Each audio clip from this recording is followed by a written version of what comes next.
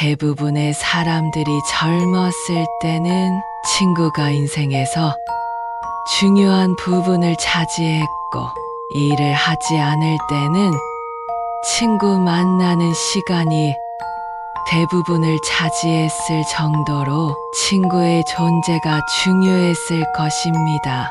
하지만 나이가 들면서 경제적인 문제로 혹은 가정이 생기면 가족을 챙기느라 친구를 만나기가 어렵고, 서로 바쁘거나 한쪽만 바빠지기만 해도 자연스레 멀어지게 됩니다.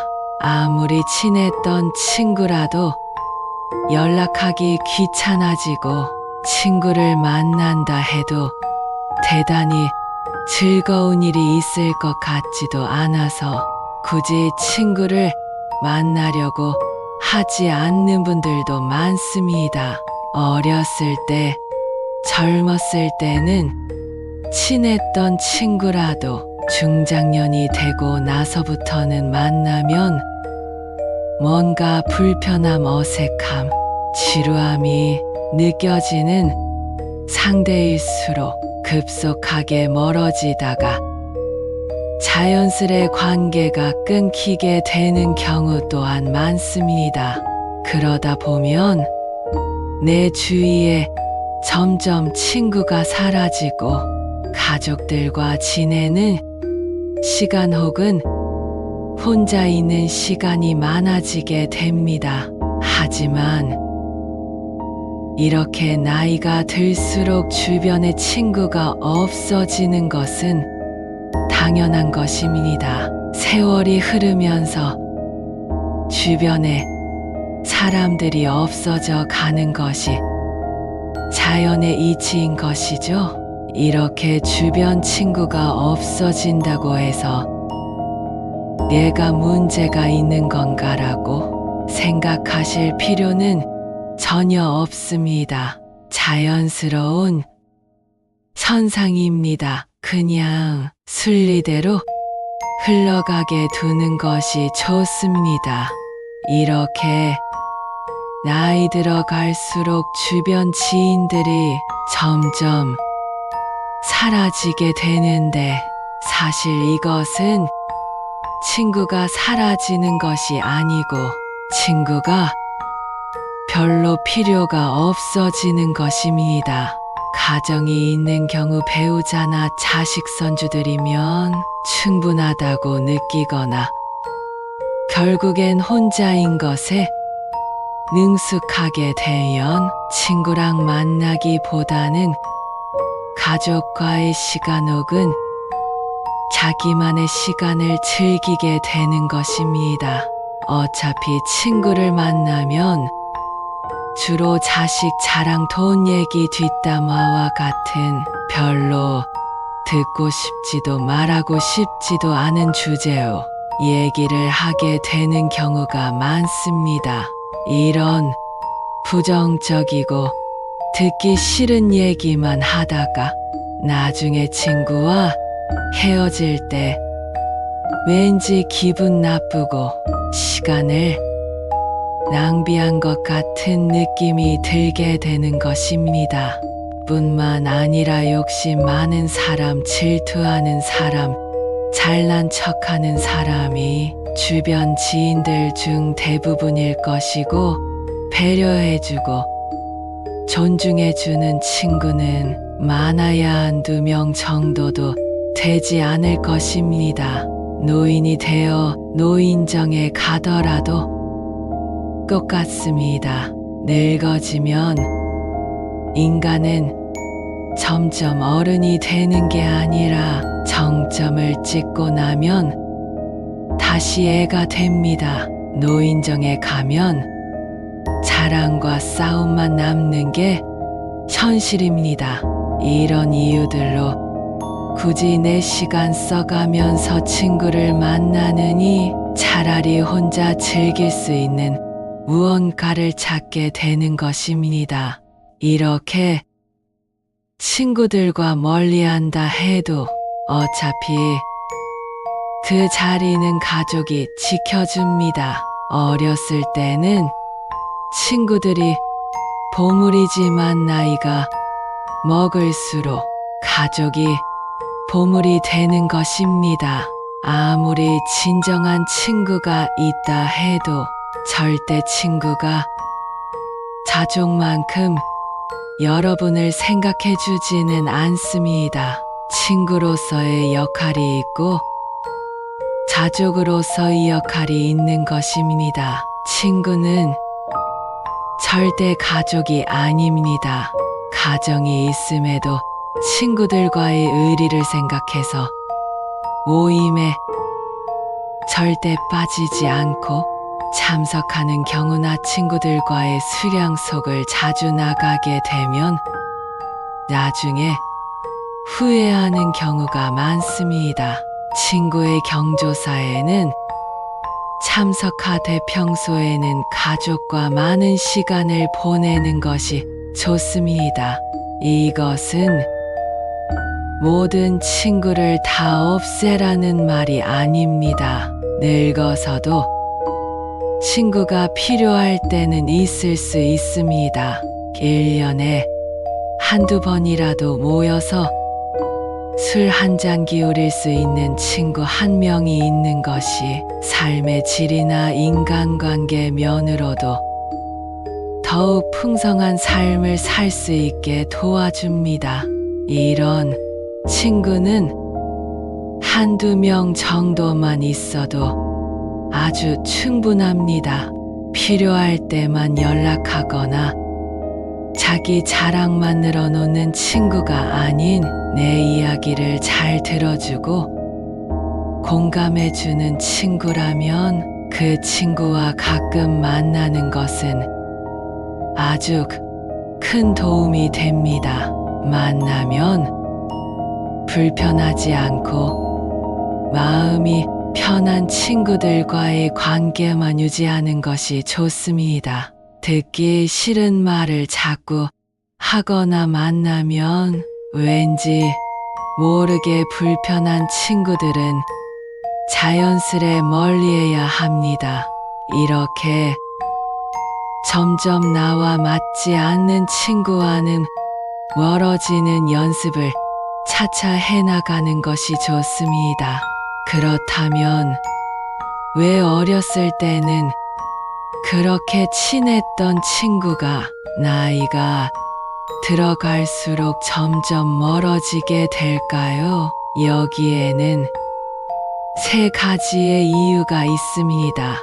첫 번째는 가치관의 차이입니다. 친구와 얘기를 하다 보면 나와 맞지 않는 생각을 하는 것을 느낄 때가 종종 있을 것입니다.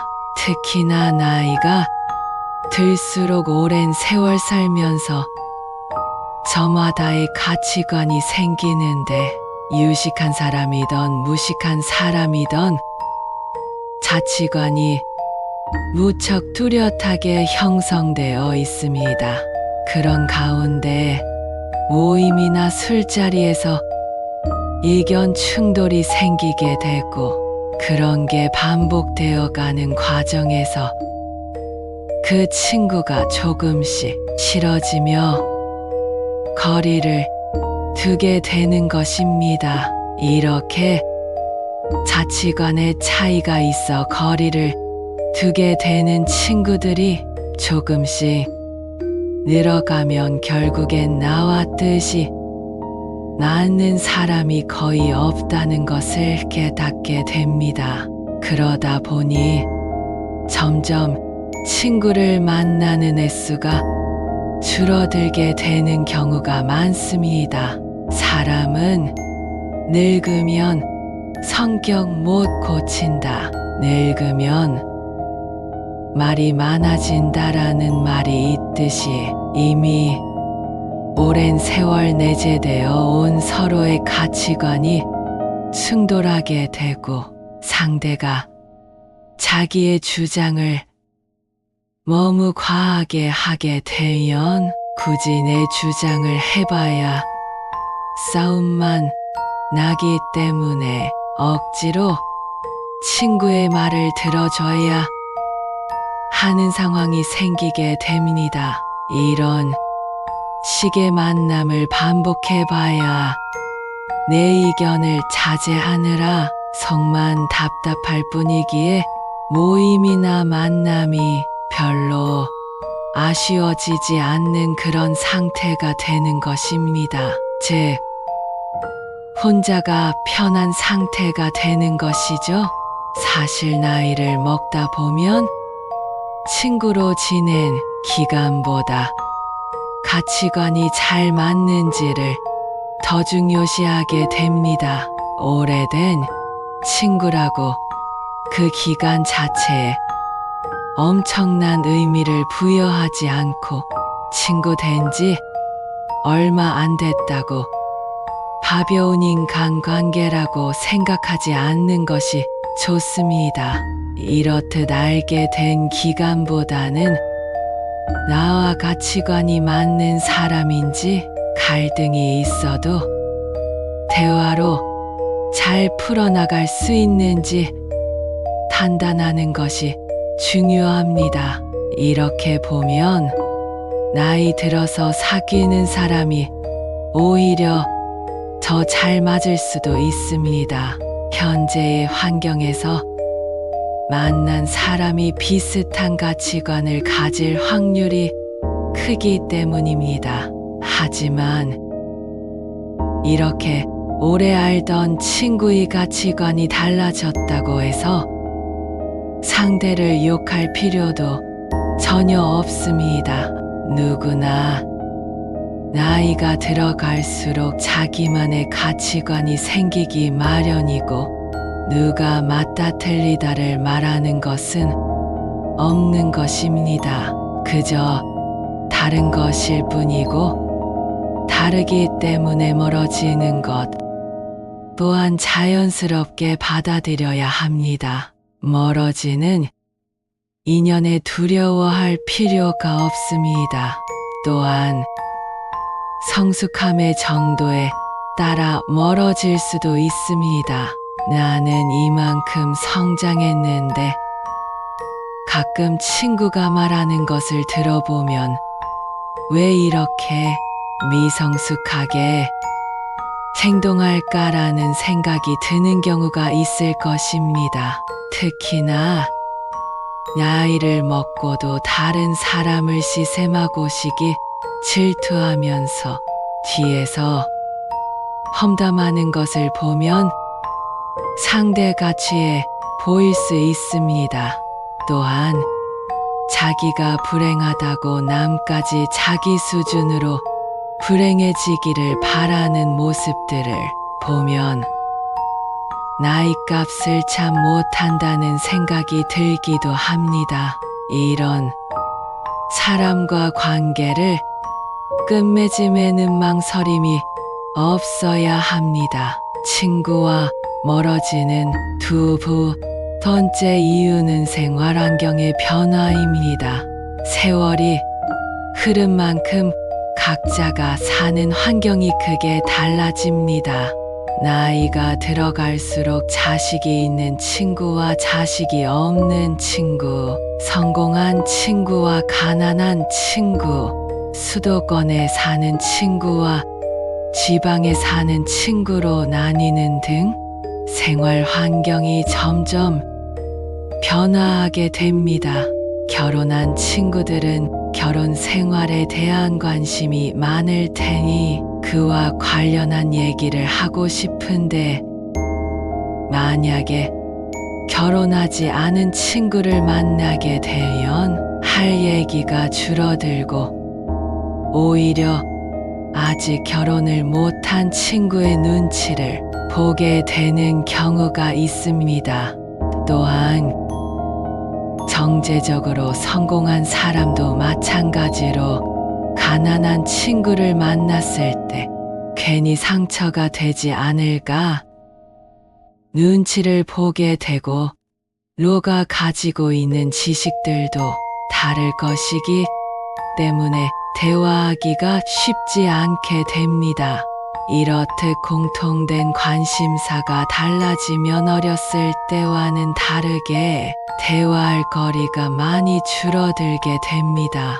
그리고 사는 곳이 서로 멀게 되면 자연스럽게 몸이 멀어지면 마음도 멀어지게 됩니다. 뿐만 아니라 만약 나는 이제 건강을 생각해 술을 끊고 등산이나 자전거 등 취미 생활을 하는데 친구는 운동도 안 하고 술만 마시자고 하게 되면 자연스럽게 관계가 멀어지게 되는 것입니다. 이렇듯 가정의 유무 경제적 차이, 사는 위치, 각자 가지고 있는 취미 등이 다르면 관계가 오래가지 않게 됩니다. 세상이 변하면 친구의 개념도 변하게 됩니다. 내가 좋아하는 것을 하면서 그곳에서 만난 사람들과 관심 있는 부분의 정보와 관심사를 나누며 하루하루를 보내는 일이 더욱 값진 것입니다. 이 모든 것은 자연스럽게 받아들이는 것이 좋습니다. 세 번째는 시간과 돈입니다. 일을 하고 아이들을 돌보고 내가 좋아하는 것들을 하면서 사는데도 시간이 빠듯합니다. 친구를 만나는 것이 더 좋다면 친구를 만나겠지만 대개 나이가 들수록 친구들과의 대화는 지루해지거나 언성이 높아지게 되는 경우가 많습니다. 그러니 나이가 들어갈수록 굳이 내 시간을 친구 만나는 것에 쓰지 않으려는 사람이 많아지는 것입니다. 나이가 들어가니 다른 사람에게 배려라는 이름으로 맞춰주면서 만나는 많은 모임들이 어느 날부터인가 피곤해지는 것을 느끼는 분들이 있을 것입니다. 이런 만남을 하나 둘 자르고 그 시간을 나를 위해 쓰는 것이 더 행복해지는 방법입니다. 돈의 경우에도 마찬가지입니다. 특히나 남성의 경우 친구와 만나면 보통 술을 마시게 되는데 여기에 들어가는 돈이 결코 작지 않습니다. 술 마시는데 들어가는 비용을 온전히 나와 얘 가족을 위해 쓰는 것이 더 좋다고 느껴지게 되는 것입니다. 나이가 들어갈수록 또한 삶이 무한하지 않다고 느끼기 때문에 나에게 주어진 돈과 시간을 잘 아껴서 사용하게 됩니다.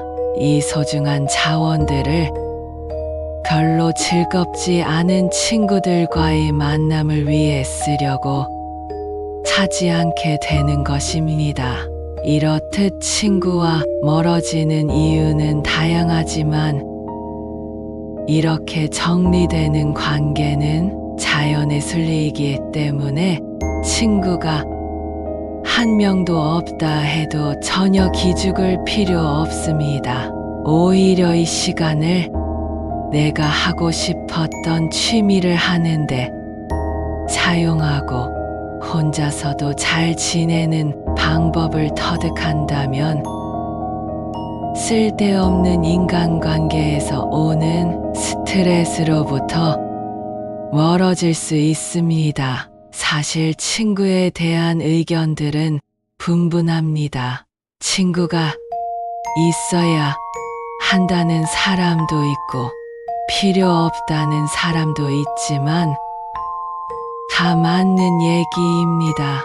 친구가 필요하고 필요 없고는 얘가 어떻게 사느냐에 달려 있는 것입니다.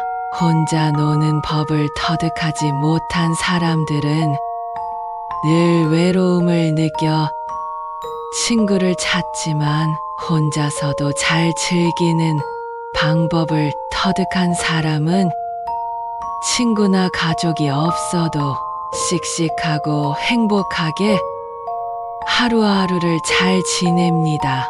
이렇게 고독을 즐길 줄 모르는 사람은 대개 나를 위한 삶이 아닌 남을 위한 삶을 살았을 가능성이 높습니다.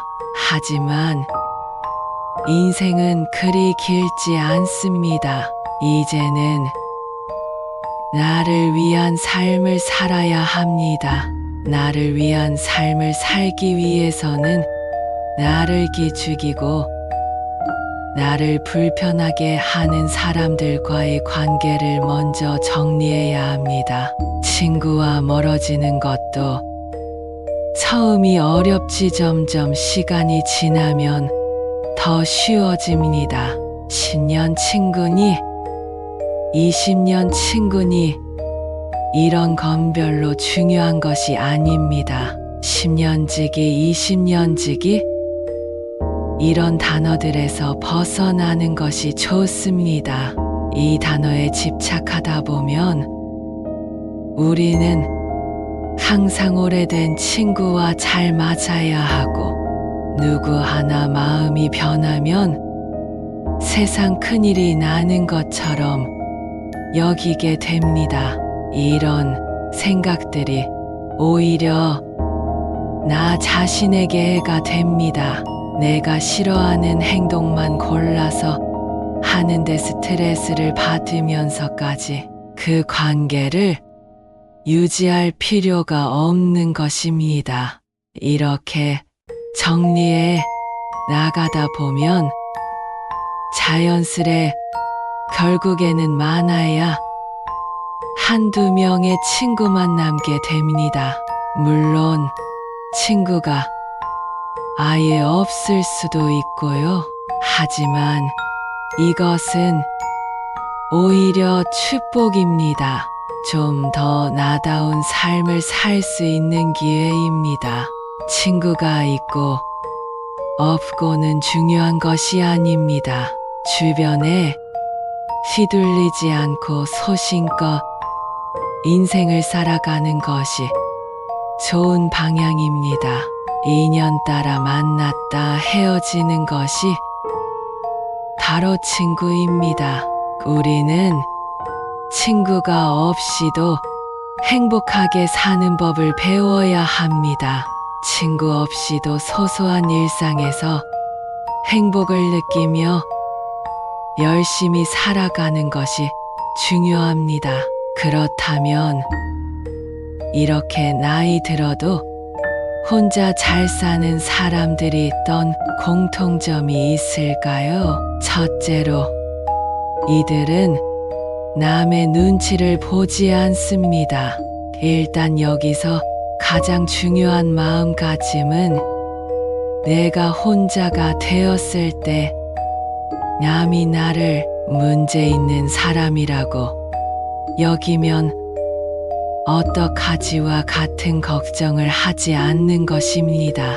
대개 혼자인 사람들 중에 이렇게 남의 시선을 의식해 억지로라도 친구를 만드는 사람이 있습니다. 하지만 이렇게 남을 의식하게 되면 마음에도 맞지 않고 만나면 불편한데도 사람을 만나게 되고 그런 관계에서 오는 스트레스에서도 벗어날 수 없게 됩니다.